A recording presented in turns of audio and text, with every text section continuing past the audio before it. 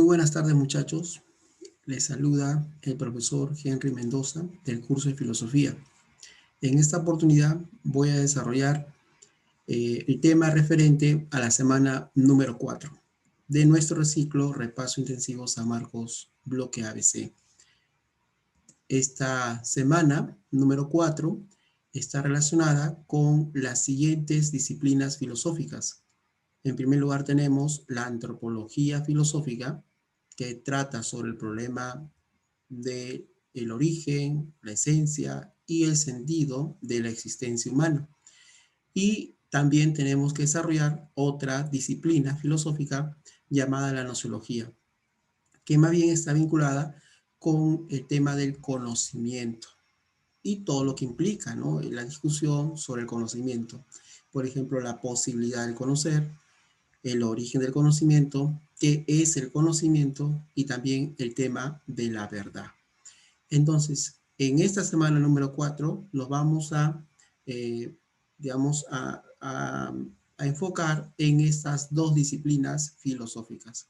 Para ello vamos a ir desarrollando las preguntas una por una, paulatinamente, aclarando unos puntos y también mostrando pues las claves respectivas en cada una de las preguntas. Bien, vamos entonces a la pregunta número 1. Ahí tenemos la pregunta 1 y esta pregunta número 1 está bastante relacionada, bueno, está relacionada con la antropología filosófica. Vamos a la lectura y vamos a ir también aclarando algunas cuestiones referentes a la pregunta.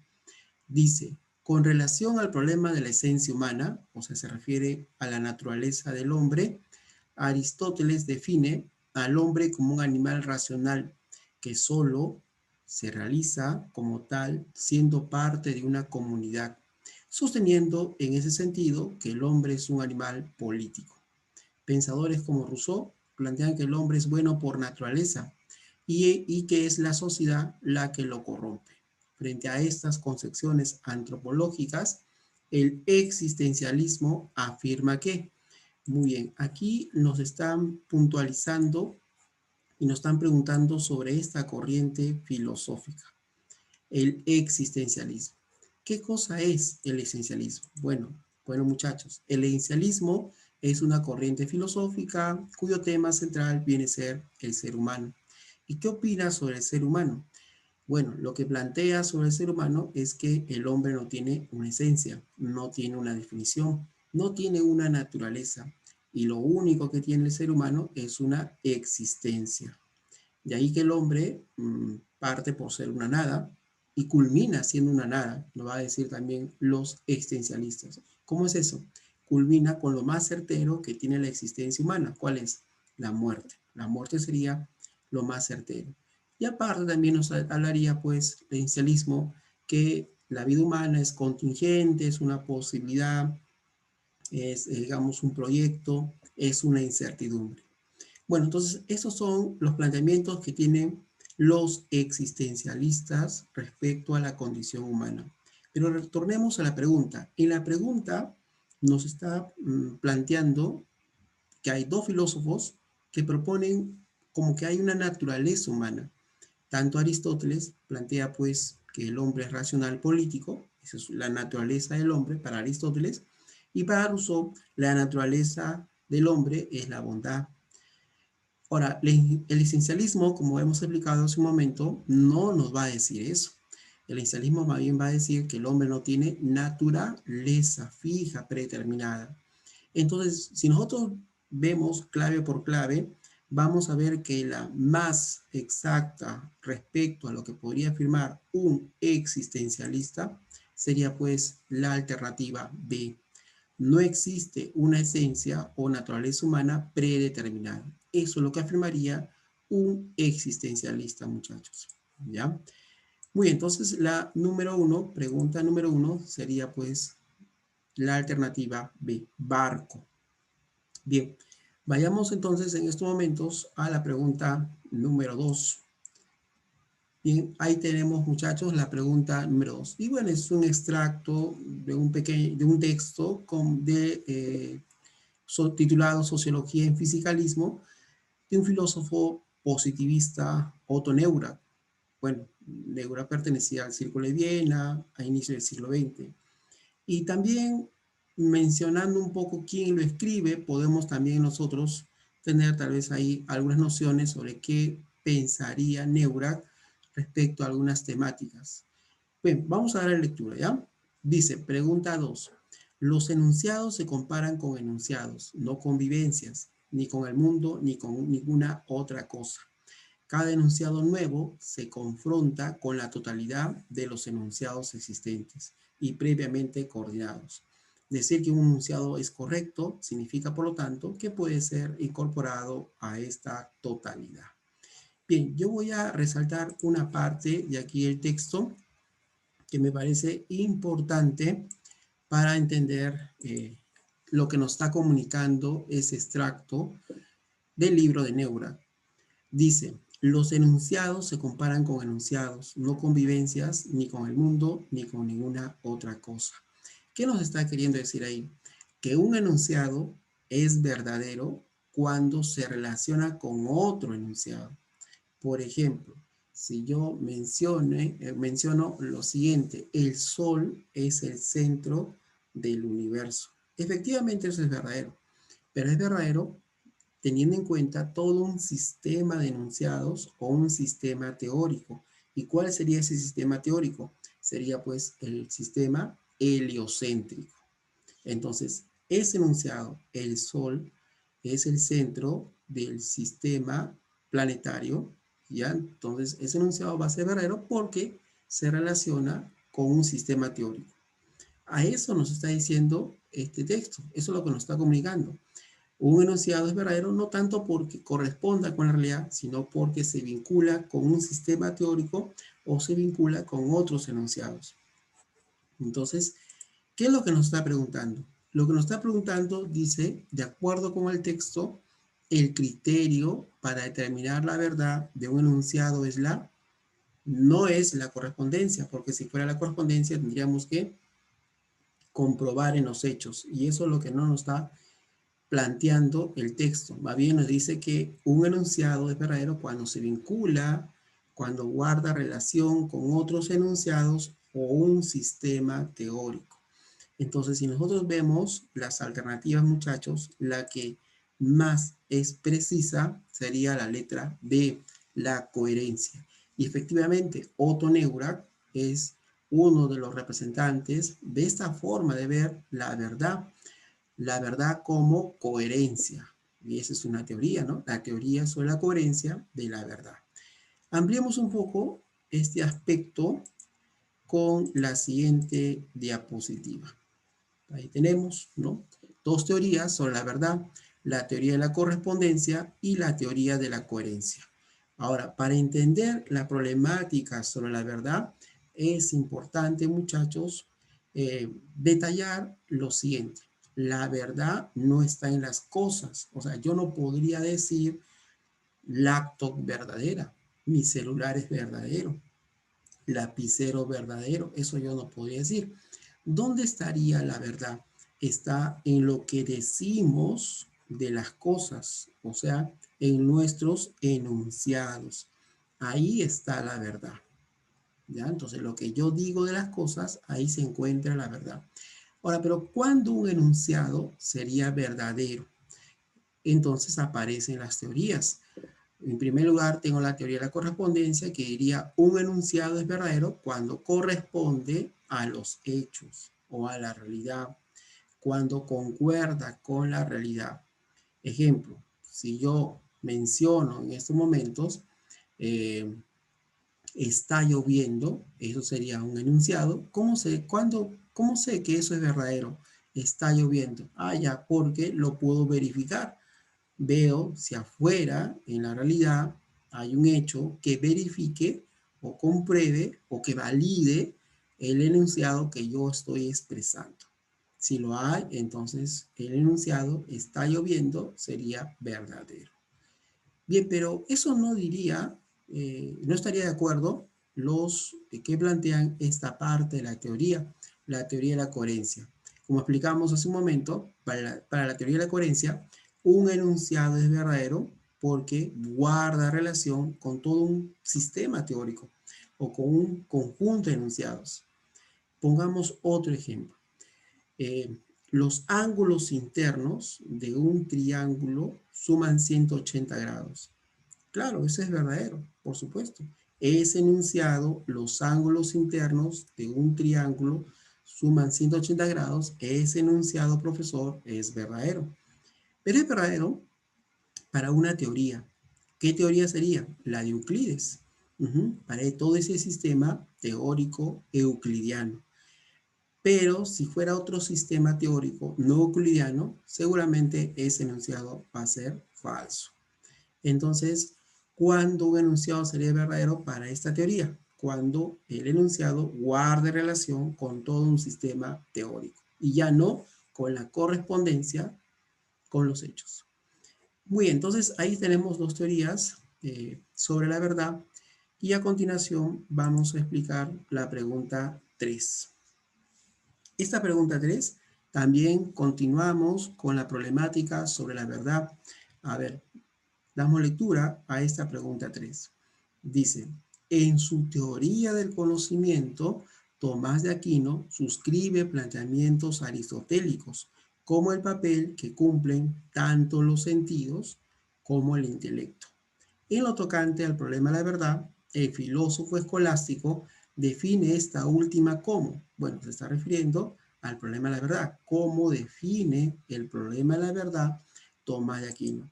Efectivamente, Tomás de Aquino es un filósofo medieval, escolástico, influenciado por Aristóteles.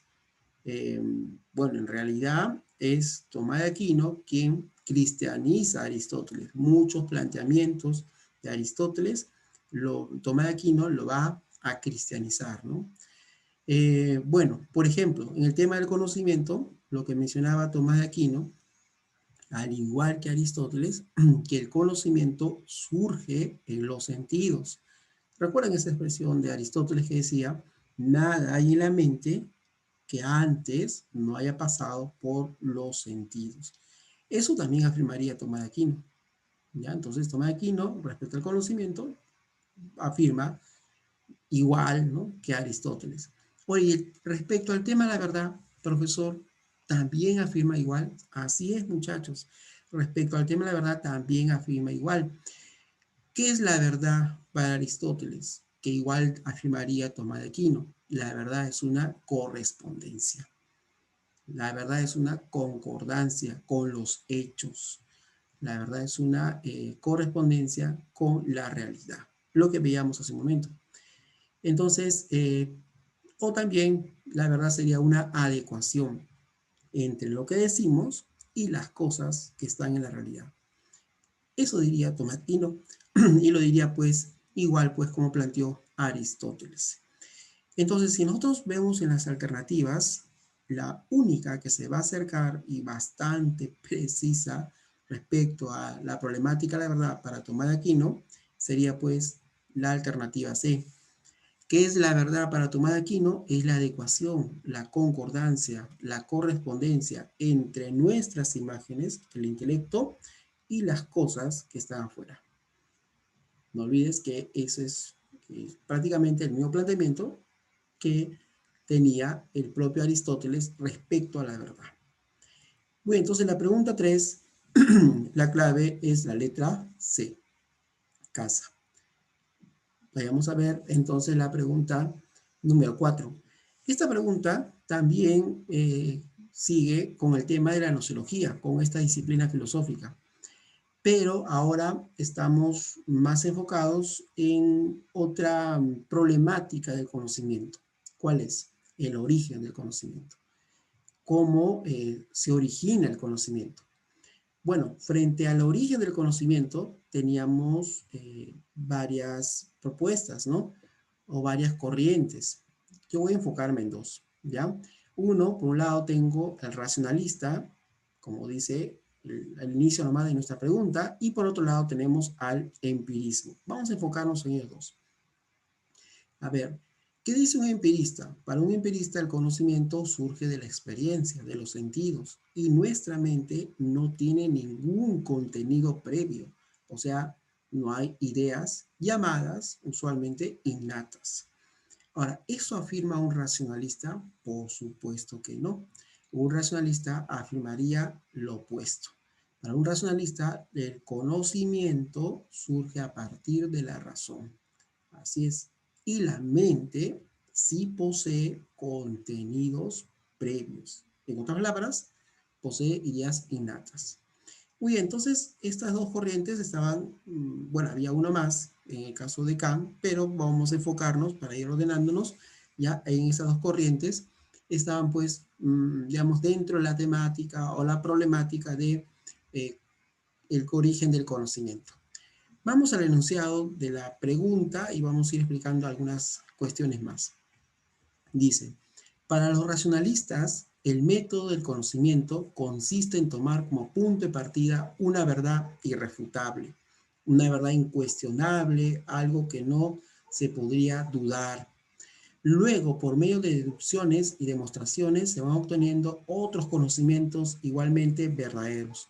Por ello, es correcto afirmar que los racionalistas, muy bien, nosotros ya habíamos hablado algo sobre los racionalistas, ¿no? Respecto al origen del conocimiento, decíamos que ellos afirmaban que el conocimiento surge de la razón y que la mente tiene algo así como un contenido previo, o sea, ideas innatas. Y esas ideas innatas son lo más certero que tiene la mente. Son algo como una verdad incuestionable. Y a partir de esas ideas innatas, que puede ser el sujeto pensante, porque Descartes también era un racionalista, a partir de esas ideas innatas, nosotros empezamos a deducir otros tipos de ideas. Ahora, a todo lo que acabamos de mencionar, también podemos decir lo siguiente. ¿Cuál? Que los racionalistas ven con bastante admiración un tipo de conocimiento que se ha ido edificando al igual como ellos proponen. ¿Cuál es ese conocimiento? El conocimiento o el saber matemático. El saber matemático, ¿cómo se ha ido edificando? A partir de axiomas. Esos vendrían a ser sus verdades irrefutables. Y a partir de ese axioma ha ido pues planteando, deduciendo otras verdades, la matemática, como postulados, teoremas, corolarios y así sucesivamente se ha ido edificando. Entonces los racionalistas también proponen que todo tipo de conocimiento debe guiarse por el saber matemático. El saber matemático sería algo así como el modelo de conocimiento más perfecto y certero. Entonces, muchachos, eso era lo que afirmaban los racionalistas. Ahora, fíjense, retornemos a la pregunta. Veamos acá en las últimas partes de la pregunta. Dice, por ello, es correcto afirmar que los racionalistas, si nosotros nos fijamos las alternativas, hay una que es bastante directa, justo de lo que estábamos comentando. Sería pues la alternativa B, barco. Los racionalistas adoptan a la matemática como modelo de saber. Esa sería pues nuestra clave, barco. Muy bien, entonces la pregunta 4 ya la hemos resuelto. Vayamos a la pregunta 5. Esta pregunta está, como vemos, vinculada con texto. Voy a darle lectura y luego vamos a explicar al dar algunas ideas sobre este texto. Dice así, pregunta 5. No puede establecerse un criterio de verdad porque para hacerlo sería necesario recurrir a otro criterio que lo justifique. Pero para establecer este segundo criterio de verdad, a su vez sería necesario recurrir a otro y así hasta el infinito. De tal manera que nunca se lograría un criterio de verdad. En consecuencia, sería imposible decidir la verdad de una proposición. Continuamos leyendo. Dice, si existiera un conocimiento realmente verdadero, entonces este conocimiento no sufriría modificaciones y sería definitivo. Pero ocurre que de hecho el conocimiento está en permanente cambio. En consecuencia, no existe un conocimiento verdadero. Bien, muchachos, algunas ideas para resaltar en este texto. ¿Cuál es? En la primera parte, que no hay un criterio de verdad. Ujú. Eso es lo que nos está planteando en este primer párrafo. No existe un criterio de verdad, porque apenas mencionamos que algo es verdadero, entonces tendríamos que preguntarnos cuál fue el criterio por el cual decimos que eso es verdadero. Y además tendríamos que volver a preguntarnos, decir, ¿y cuál es ese otro criterio que nos sirvió de criterio para decir que algo es verdadero? Y así podríamos seguir retrocediendo en preguntarnos hasta el infinito. Conclusión, no hay un criterio de verdad que sea válido o universal. Seguramente ya en estos momentos ya estamos recordando qué postura nociológica planteaba de ese tipo, o sea, ¿no? ¿Qué postura nociológica planteaba que no existe un criterio de verdad universal?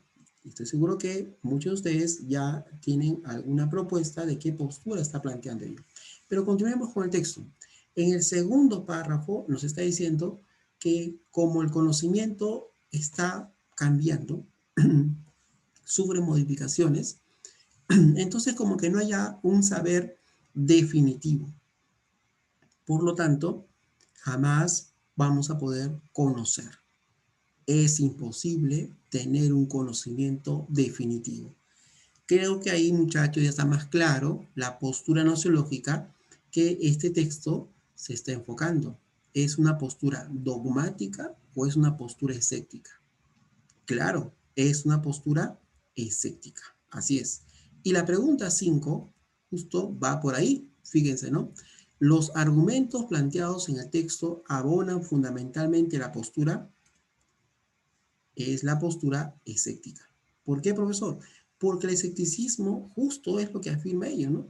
Frente a la pregunta, ¿podemos conocer? Los escépticos rechazan totalmente que pueda existir algo así como un conocimiento definitivo, acabado.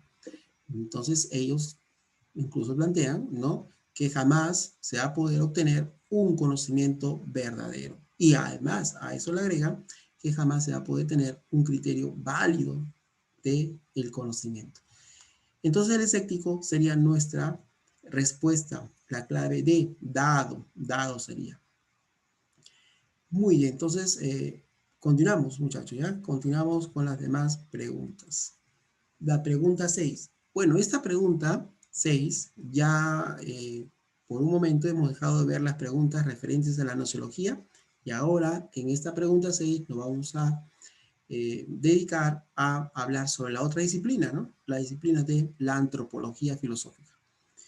Fíjense, vamos a darle lectura.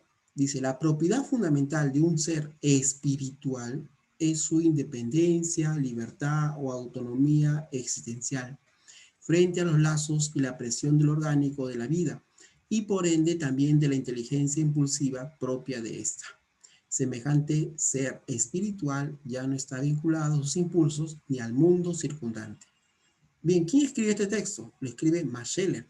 Es importante ver también el autor, ¿no? Porque de alguna forma también nos orienta, de alguna manera, el pensamiento que está ilustrando, nos está planteando dentro de este texto. Bien, ¿quién era Max Scheler? ¿Se acuerdan? Estoy seguro que sí. Max Scheler era un filósofo alemán que dentro de la propuesta que es un ser humano, Max Scheler planteaba que el ser humano es un ser espiritual. Es un ser espiritual. Eso afirmaba Max Scheler. Ahora, ¿qué se entiende por ser espiritual? Bueno, ser espiritual es un ser pues que busca autonomía, busca libertad y además que puede liberarse de la presión del orgánico. ¿Y qué es eso? La presión del orgánico se refiere a los instintos, a los impulsos naturales. El hombre, según Scheler, era el único ser que podía decirle no a los instintos. Bien, el único ser que puede rechazar el mundo biológico, puede ser independiente del mundo biológico. Muy bien, entonces eso decía Scheler. Y aparte, también el único ser, pues, que no está regido por las leyes de la conservación de la vida. O sea, vale decir, no está regido por las leyes de la naturaleza. Eso afirma este filósofo y también el propio texto que estamos viendo en la pregunta 6 se ve claramente. Muy bien, ahora vayamos a la pregunta que nos hacen en este enunciado, ¿no? Dice aquí, a partir de la lectura que hemos leído hace un momento de Scheller, es correcto inferir, o sea, deducir que la espiritualidad es una dimensión exclusivamente humana. Claro, el hombre es el único que puede alejarse de los impulsos naturales, es el único. Los demás seres vivos más bien le dicen sí a los impulsos. ¿El ser humano es producto de factores físicos, biológicos? No. Si queremos decir qué es un ser humano, el ser humano más bien es la espiritualidad. Los demás seres son producto de esto llamado lo biológico. La inteligencia humana tiende a la conservación de la vida. No, muchachos. La conservación de la vida sería más bien estar dedicado a los impulsos naturales.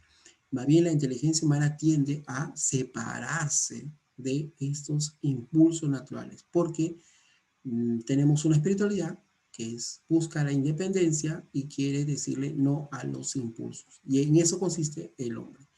Entonces tendríamos acá como única alternativa, como única, bueno, respuesta, solo uno, la letra A de avión, en esta pregunta. Muy bien, ahí tenemos a Max Scheler.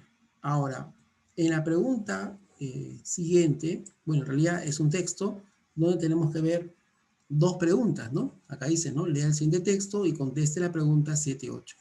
En este texto, más bien vamos a encontrar una propuesta diferente al texto anterior. Max Scheler, decíamos, era un filósofo espiritualista, porque afirmaba que el hombre era un ser espiritual, que rechazaba lo biológico, sino que rechazaba lo instintivo, y que más bien eso era el ser humano. Pero en este texto dice lo contrario.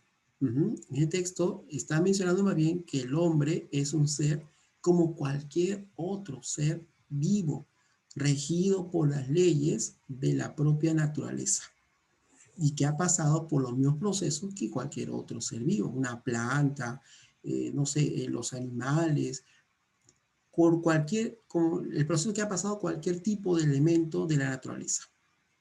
Entonces no es algo exclusivo, o sea, no es el hombre algo ajeno a la naturaleza. Eso es lo que nos va a decir ese texto. A ver, voy a darle lectura, muchachos, ¿ya? Dice, de mayor importancia para la comprensión de las sociedades modernas es el proceso de diferenciación, como paso de un estado homogéneo a otro heterogéneo.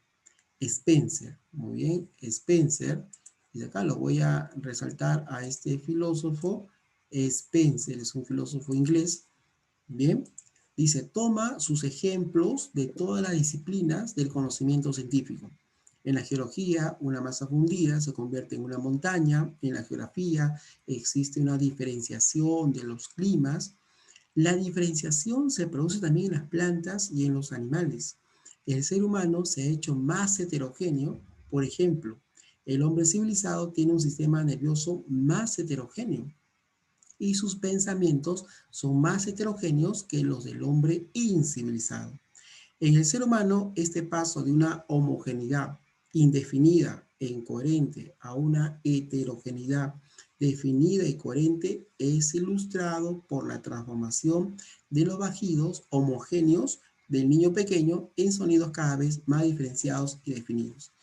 Bien, el texto entonces nos está planteando, y acá vamos a ver algunas ideas, que en la naturaleza se ha dado pues un proceso de diferenciación. Y ese proceso de diferenciación consiste, bueno, en el paso del homogéneo al heterogéneo.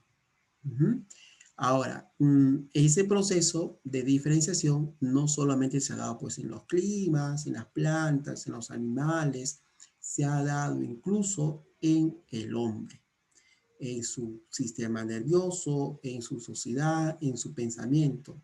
Y que el hombre, así como cualquier otro tipo de ser vivo, eh, está pues dependiendo de las leyes de la propia naturaleza.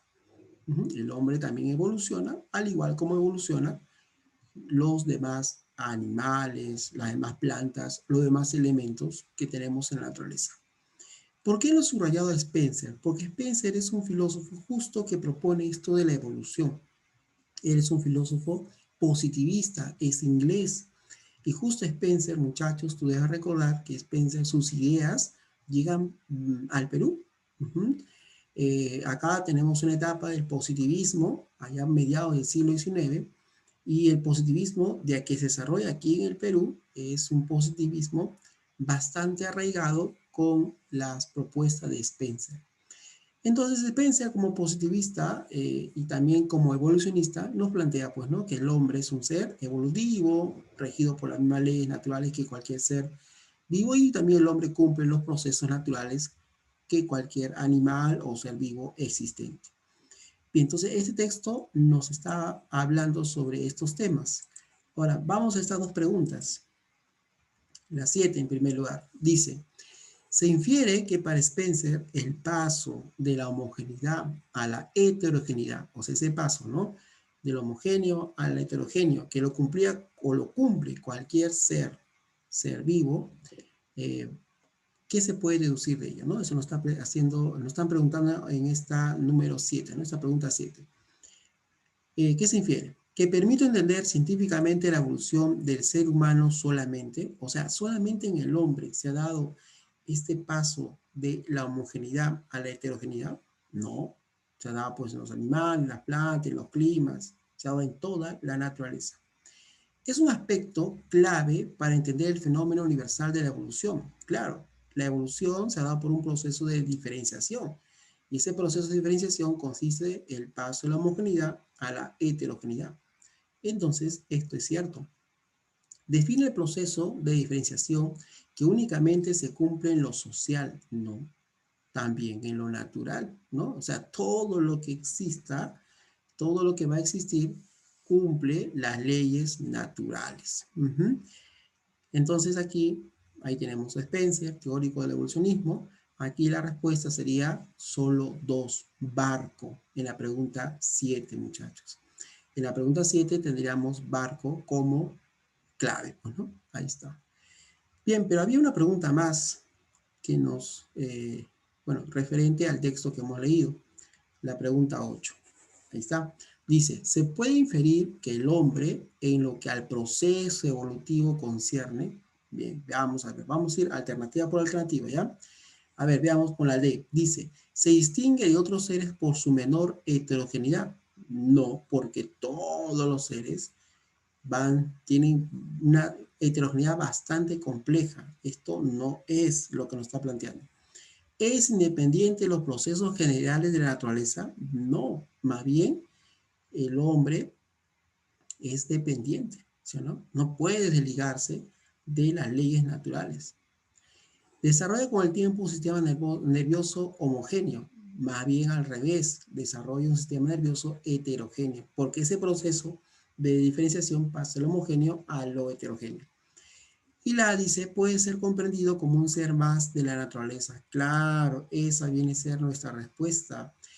El ser humano sería un ser más, no es un ser especial, no es un ser pues privilegiado, ¿no? De la naturaleza, sino que es un ser como cualquier otro ser vivo que también depende de las leyes, de las leyes naturales, pues, ¿no? Entonces aquí la clave sería la letra A, avión.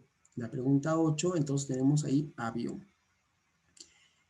Muy bien, vamos entonces a este texto. Nuevamente tenemos un texto, preguntas 9 y 10 nos van a formular de este texto. Entonces voy a dar lectura y también vamos a ir a una explicación. Dice, la verdad no existe. ¿Qué puede significar esto? ¿Por qué habría nadie de decir tal cosa? De hecho, casi nadie lo dice. Pero a menudo se afirma que los filósofos como yo lo decimos. Uno entiende por qué, porque nosotros hemos aprendido de Nietzsche y de James, entre otros, a recelar la distinción apariencia-realidad. Recelar se está refiriendo a desconfiar de esa distinción entre la apariencia y la realidad. Nosotros pensamos que existen muchas maneras de hablar de lo que sucede y que ninguna de ellas se acerca más que las otras al modo de ser de las cosas en sí mismas. No tenemos idea de qué pueda significar el en sí misma, de la expresión realidad tal como es en sí misma. Así que proponemos que se abandone la distinción apariencia-realidad en favor de una distinción entre maneras de hablar menos útiles y más útiles. Pero como la mayoría piensa que verdad significa correspondencia con el modo en que la realidad realmente es, creen que nosotros negamos la existencia de la verdad. Miren lo que está diciendo acá el texto. Acá vamos a tener algunas ideas, ¿ya? Algunas ideas fuerzas. ¿Qué nos dice el texto? Primero nos está mencionando, rechacemos esa distinción apariencia-realidad. Profesor, ¿y eso a qué se está refiriendo? Miren, muchachos, se pensaba, se creía, y eso viene desde Aristóteles, que hay una verdad. La realidad oculta una verdad. Y nosotros, a partir de nuestro intelecto, podríamos acceder a esa verdad. Entonces, algo así como que existe una realidad en sí misma, existe una verdad, una única verdad. Y nosotros, a partir de nuestro intelecto, vuelvo a repetir, podríamos acceder a eso. El texto nos menciona que hay que rechazar eso. Hay que rechazar esa parte ahí. Que la verdad en sí misma, la verdad pura, la verdad de una realidad tal como es, no existe. Lo único que podemos manejar de la verdad es que hay verdades que son más útiles que otras. Y entre lo más útil que otras, evidentemente, elegimos las verdades que son más útiles. Entonces, acá el texto nos está diciendo, rechacemos esa noción de que existe una verdad. ¿Ya? Eso no hay. Y eso venía pues los griegos. Y Aristóteles incluso cuando decía que la verdad es una correspondencia con la realidad, porque en última instancia, ¿quién es el que define que lo que yo estoy diciendo es verdadero? Es la realidad, porque la realidad es una sola. Entonces hay una realidad en sí misma. El autor de este texto, que es Richard Rorty, un filósofo estadounidense, nos está diciendo pues, ¿y qué significa que haya una realidad en sí misma? No lo sabemos, no sabemos qué significa eso. Entonces lo único que podemos saber es que hay verdades que son más útiles que otras. Entonces la verdad no tiene nada que ver con la correspondencia con la realidad, sino que va bien, la verdad es una utilidad. Entonces eso es lo que nos está mencionando este texto. Ahora, recuerden también lo siguiente, muchachos. Cuando definimos la verdad como utilidad, esa es otra teoría también de la verdad. ¿Cómo se llama esa teoría? Ya no es coherencia, ya no es correspondencia, sino es una teoría pragmática. Definir a la verdad como como una utilidad. Defino la verdad como aquello que causa, aquello que genera consecuencias provechosas. Si me sirve, si me es útil, entonces es verdadero. No me interesa saber eh, si corresponde con la realidad. Lo que interesa es la utilidad. Si es útil para mi vida, si me sirve para mi vida, entonces es verdadero. Eso era la teoría pragmática. Muy bien, vamos a las preguntas 9 y 10. Pregunta 9 dice, de acuerdo con el texto, si uno pone en tela de juicio, o sea, si uno duda la distinción entre apariencia y realidad, o sea, en otras palabras, si uno duda que existe una realidad en sí misma, una realidad en sí misma, que venía desde los griegos, esa forma de entender, digamos, la verdad, entonces, bueno, prácticamente ya lo mencionamos la respuesta, ¿no? Si uno niega que exista una realidad en sí misma, estaríamos rechazando, ¿qué cosa? La noción de la verdad como correspondencia. Estaríamos rechazando lo que Aristóteles había propuesto. Porque Aristóteles cuando dice que la verdad es una correspondencia, está afirmando que hay una realidad verdadera, hay una realidad en sí misma. Eso, el texto me dice, rechacemos. Eso no es así. Entonces la clave en la pregunta 9 es D, dado, dado. Vamos a la pregunta 10, muchachos. Dice, de acuerdo con las ideas del texto, Rorty, filósofo estadounidense, considera que de la pluralidad de afirmaciones que se pueden hacer sobre la realidad deberíamos elegir. Muy bien, decía eso en el texto, ¿no? Dice, ¿no? Hay algo que sucede, ya está, ¿no? Sucede de repente, ¿no? Un accidente, sucede tal vez, no sé, sucede tal vez esto, alguna catástrofe, hay un hecho que sucede, ya. Frente a ese hecho se puede decir muchas cosas, ¿no? Hay una pluralidad de afirmaciones que se podría expresar frente a eso que ha sucedido. ¿Cuál voy a escoger como verdadera? ¿Cuál voy a escoger como verdad frente a algo que sucede y frente a las diversas afirmaciones que se pueden ir generando? No la que corresponda a ese hecho, sino que va bien la que sea más útil. El criterio, por lo tanto, para Rorty, para los pragmáticos, eh, que define algo verdadero o falso es la utilidad. Son las consecuencias provechosas. De ahí que la alternativa sería pues también la letra C. ¿Bien? La verdad como utilidad, no olvides, es ese es un ejemplo de la teoría pragmática. Para la teoría pragmática no interesa la correspondencia con los hechos, lo que interesa es que sirva. Por ejemplo, ¿Dios existe? Bueno, eso sería verdadero para la teoría pragmática. ¿Por qué? Porque no importa que, digamos, no hay una prueba empírica, no haya una verificación, lo que importa es que si ese enunciado sirve para nuestra existencia, entonces eso sería verdadero. Bien, entonces la pregunta 10 casa nuevamente, muchachos. Vamos a la pregunta, bueno, la pregunta 11 y 12, que también tiene que ver con texto. Dice, la pregunta sobre qué es lo que se percibe tiene una respuesta natural. Se perciben las cosas y los hechos que constituyen nuestro ambiente, la parte de la realidad que por estar inmediata a nosotros está al alcance de nuestra percepción. Estas cosas y estos hechos, esta realidad o esta parte de la realidad, tiene existencia objetiva. Su existencia es independiente de cualquier sujeto, lo que no impide que también se acepte la existencia de hechos subjetivos. Los psicológicos en los que la existencia básica es la del sujeto que los tiene, experimenta o soporta. Bueno, ¿cómo podemos resumir las ideas que se ven, que se están plasmando en este texto? Lo siguiente, ¿qué es lo que se percibe?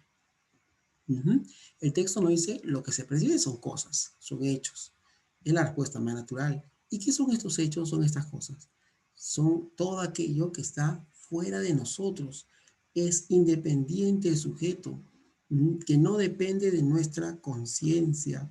Tienen, por lo tanto, estos hechos, estas cosas, tienen una existencia objetiva.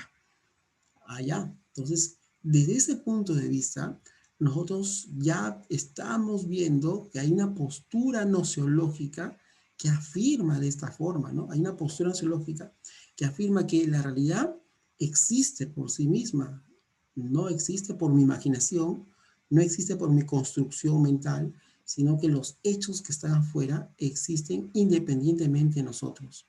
¿Cómo se llama esa postura nociológica? Se va a llamar el realismo.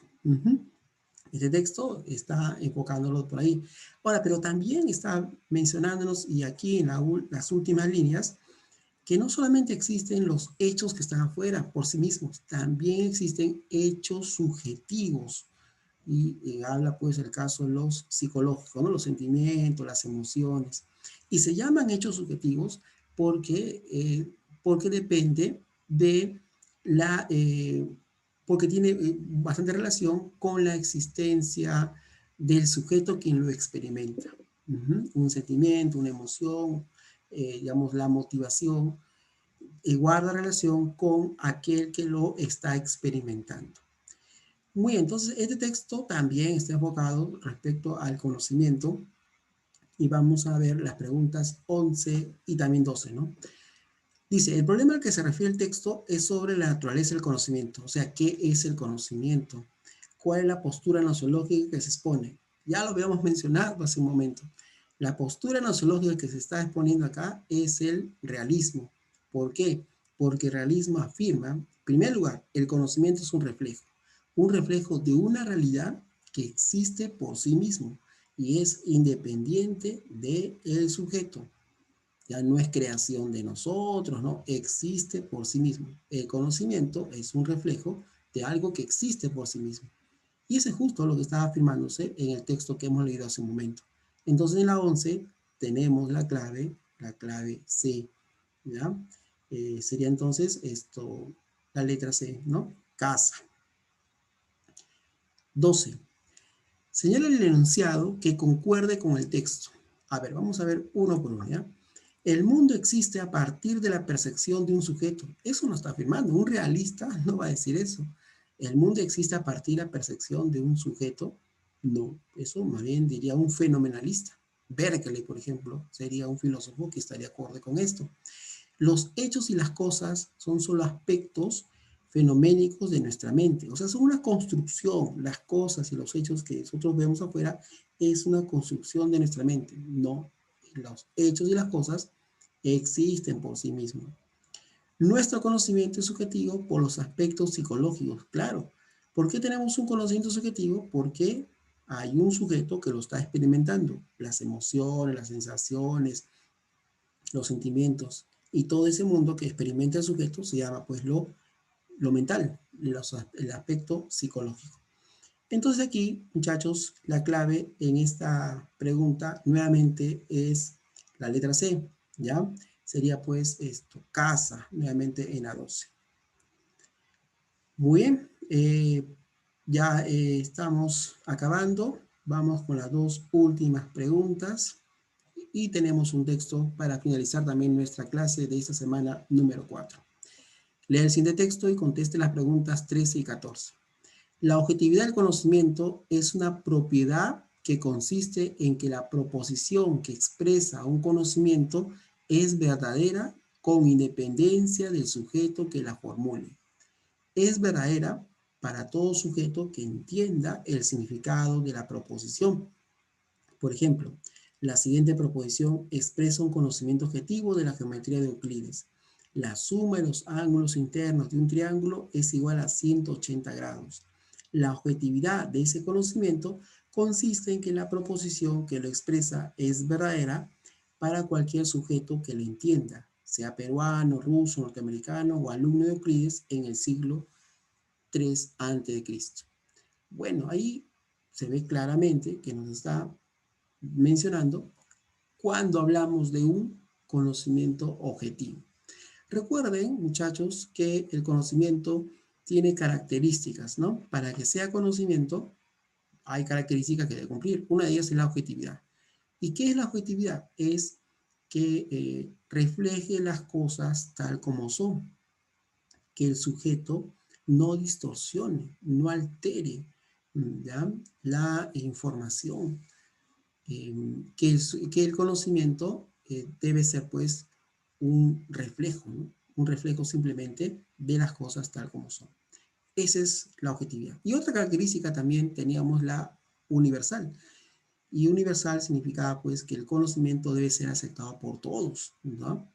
O sea chino, sea peruano, sea norteamericano, sea, digamos, cualquier nacionalidad, un conocimiento es conocimiento porque todos lo aceptan. Y otro también es que un conocimiento no cambia, es invariable, se mantiene siempre como es, eso se llama necesario. Y finalmente, el conocimiento debe ser verificado, debe estar sometido a pruebas empíricas o pruebas deductivas, ¿no?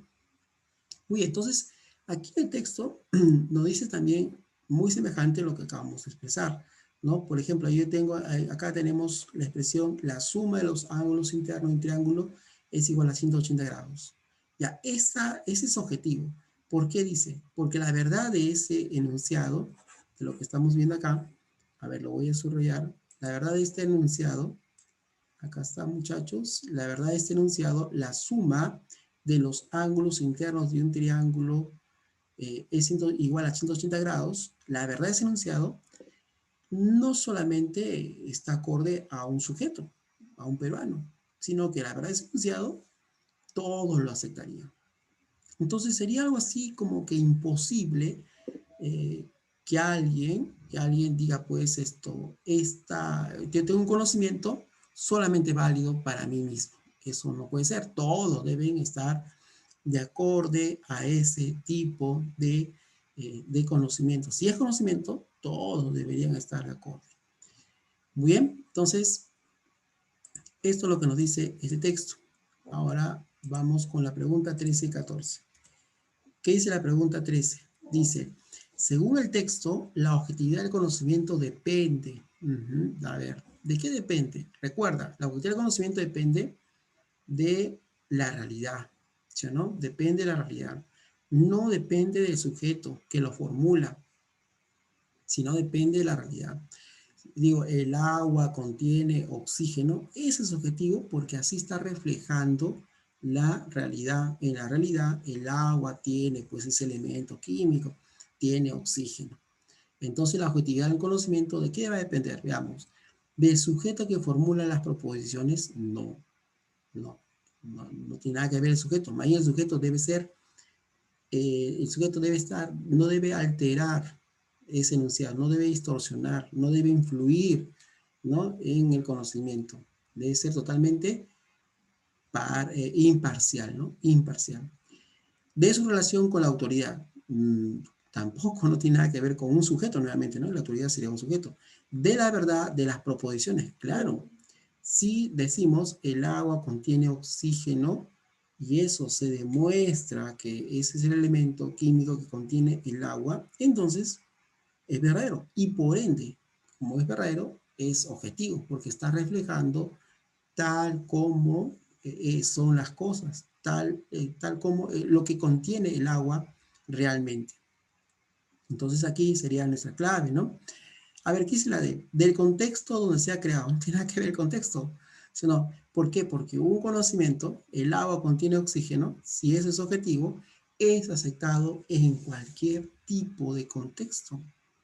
Ya puede ser, pues, hoy, pues, siglo XXI, digamos acá 6 siglos atrás, también va a ser aceptado, de acá unos 20 siglos más adelante, también va a ser aceptado. Entonces, la objetividad del conocimiento no depende de un contexto, sino más bien depende de la verdad, de la verdad de las proposiciones. Entonces, aquí tenemos nuevamente la clave, la C, casa. Bien, muchachos, la número 3, casa sería nuestra clave. Y ya para finalizar nuestra clase la semana número 4, tenemos pues la pregunta 14.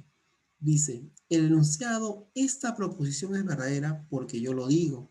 Sería considerado por el autor como, fíjense, ¿no? Esta proposición es verdadera. Ya, ahora fíjense que dice acá, porque yo lo digo. Esto podría ser cierto. O sea, ¿podría haber algo verdadero solamente para una persona? No.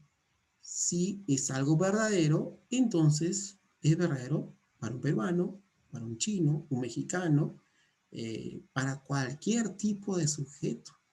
Así es, ¿no? Entonces, si alguien dice, esta proposición es verdadera porque yo lo digo, primero no es conocimiento y por lo tanto eso carecería, pues, ¿no? Carecería de algún sustento, porque eso no existiría, no hay un conocimiento personal, digamos, ¿no? Todos los conocimientos van a ser verdaderos, pero son verdaderos porque cualquier tipo de sujeto lo puede afirmar. Recuerda, el triángulo, los ángulos de un triángulo suman 180 grados. Eso lo puede afirmar cualquier tipo de sujeto, no solamente un sujeto especial. Entonces, si vemos las alternativas, la única que se acerca, muchachos, es la letra B. Claro, eso sería una afirmación sin fundamento. Así es, sin fundamento, porque no podría haber un conocimiento personal. Es para todos, todos tendrían que aceptarlo. Entonces es una afirmación sin fundamento. ¿De acuerdo? Muy bien, muchachos. Y con eso también, bueno, la letra B sería nuestra clave en la 14. Y con eso también estaríamos culminando esta semana número 4. En esta clase estaríamos culminando ahí. Y también quien habla estaría pues despidiéndose hasta otra oportunidad. Espero también haberles ayudado con estos temas de la antropología filosófica y la nociología. Me despido, muchachos. Que tengan muy buenas tardes. Hasta otra oportunidad. Nos vemos. Cuídense bastante.